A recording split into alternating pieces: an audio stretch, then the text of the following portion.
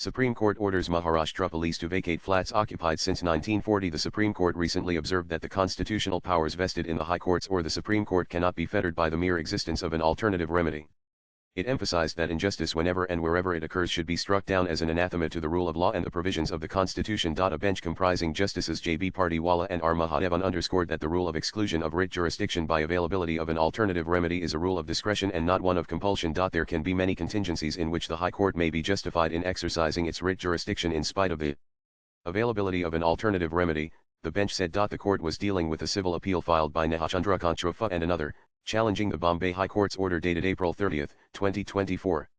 The High Court had dismissed their writ petition, which sought directions for the release of two South Mumbai flats that had been occupied by the police department since 1940. The bench, while directing the respondents to hand over possession of the flats to the appellants, observed, "We are happy that we have been able to do justice with the appellants who have been frantically trying to get back their property." Two flats in question which the state occupied way back in the year 1940 without any written order requisitioning the two flats for temporary use by the police authorities or any lease deed in writing. The apex court noted that the High Court appeared hesitant to exercise its writ jurisdiction, seemingly due to a misunderstanding regarding the nature of possession. The High Court had concluded that the possession was permissive in nature and, on that basis, considered it appropriate to relegate the appellants to pursue the alternative remedy of filing a civil suit. The High Court should have kept the year in mind, i.e. 1940. This country was ruled by the British. The country was fighting hard to seek independence from the British. Bombay in the year 1940 was altogether different, the top court said. It observed that, at the relevant point in time, the department may have possibly persuaded the appellants or their predecessors entitled to part with possession of the two flats in favor of the police department. However, it has now been 84 years since the police department has been in occupation and use of the two flats. Look at the conduct of the department.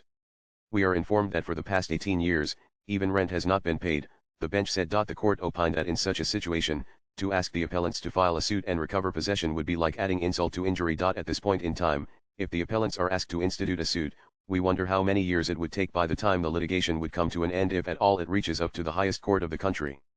These are the hard facts, the high courts are expected to keep in mind in today's times, the bench said. This is one of those cases wherein the High Court should have readily exercised its writ jurisdiction, the bench stressed. During his personal appearance, Nitin Pawar, Deputy Commissioner of Police, Office of the Commissioner of Police Headquarters, Mumbai, had informed the apex court that two families of police officers were currently residing in the two flats in question. As the flats in question were not being used as offices by the department, the bench, on January 28, 2025, suggested that the parties meet and attempt to resolve the dispute amicably. The bench then directed that if the respondents wished to retain possession, they must sign a lease agreement with rent based on the market value.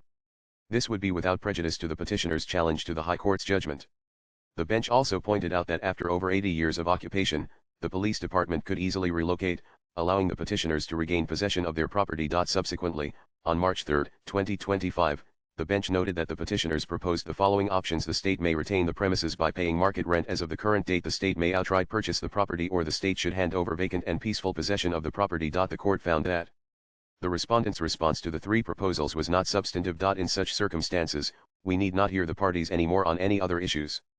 We set aside the impugned judgment passed by the High Court and allow the original writ petition preferred by the appellants before the High Court, the bench said. The court granted 4 months' time to the respondents to hand over vacant and peaceful possession of both the flats in question to the appellants along with the arrears of rent accrued till the date of handing over possession of the two flats. Swipe left for next video. We are informed that the department has not been paying rent from 2008 onwards.